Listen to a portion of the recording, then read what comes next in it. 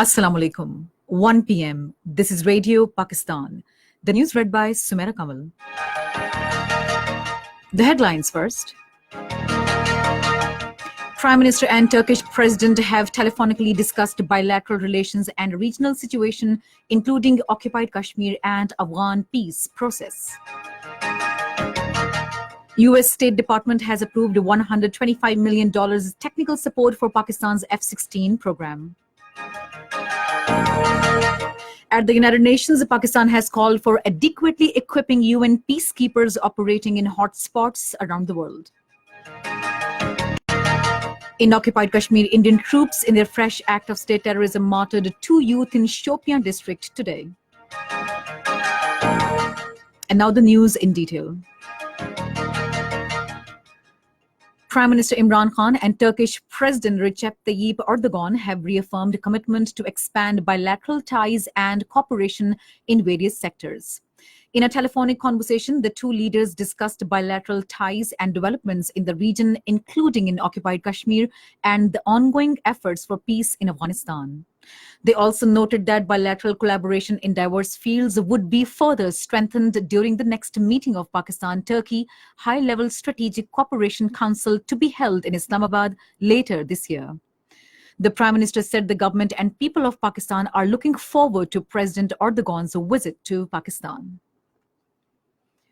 The U.S. State Department has made a determination approving a possible foreign military sale to Pakistan for technical security team in continued support of the F-16 program for an estimated cost of $125 million. The Defense Security Cooperation Agency has delivered the required certification notifying Congress of this possible sale.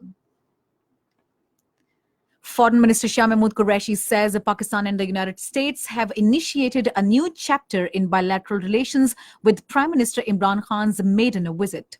In his tweet message, he said Pakistan and United States share a common goal of a lasting peace in Afghanistan, which could not be achieved through military might. Shah Mahmood Qureshi said Pakistan has always sought a political solution, and together we are closer to that goal today than ever before. At the United Nations, Pakistan has underscored the need for adequately equipping the UN peacekeepers operating in hotspots around the world with all critical enablers to help them better achieve their mandates. The call was made by Pakistan's permanent representative at the United Nations, Maliha Lodi. While speaking at a meeting of the Group of Friends of Troop and Police Contributing Countries that Pakistan co-chairs with Morocco in Washington, she said better equipping and training of blue helmets has become a matter of extreme importance, especially in life and death situations. The group was established in 2017 at the initiative of Ambassador Lodi to maintain Pakistan's leadership on this issue. India is going to deploy 100 additional companies of armed forces in occupied Kashmir to suppress Kashmiris' ongoing freedom struggle. An official order issued by Indian Ministry of Home Affairs that has gone viral on social networking sites reads that the ministry has approved sanction for deployment of 100 additional companies of armed forces in the occupied territory. This development comes just a few days after India's National Security Advisor, Ajit Doval, visited occupied Kashmir. In occupied Kashmir, Indian troops in their fresh act of state terrorism martyred 2 youth in Shopian district today. The troops martyred the youth during a cordon and search operation in Bona Bazar area of the district. UN Under-Secretary General for Political Affairs Rosemary DiCarlo says the United Nations remains committed to assisting Afghanistan in its peace process.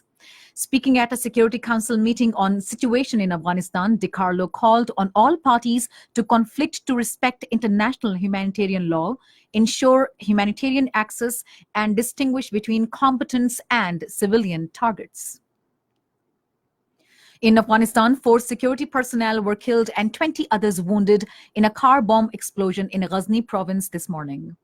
The provincial police said blast occurred in Abband district when a suicide bomber driving a car full of explosives detonated his explosives near the first gate of the district building. Taliban have claimed responsibility for the attack. In Palestine, a youth succumbed to injuries after being shot by Israeli soldiers' gunfire in the eastern Gaza Strip. The spokesperson of the Gaza Health Ministry told reporters that youth was shot during protests known as March of Return rally. And that is the end of the news. For more news and analyses, log on to our website, radio.gov.pk, and also watch live streaming of our bulletin on the link facebook.com/radio Pakistan News Official.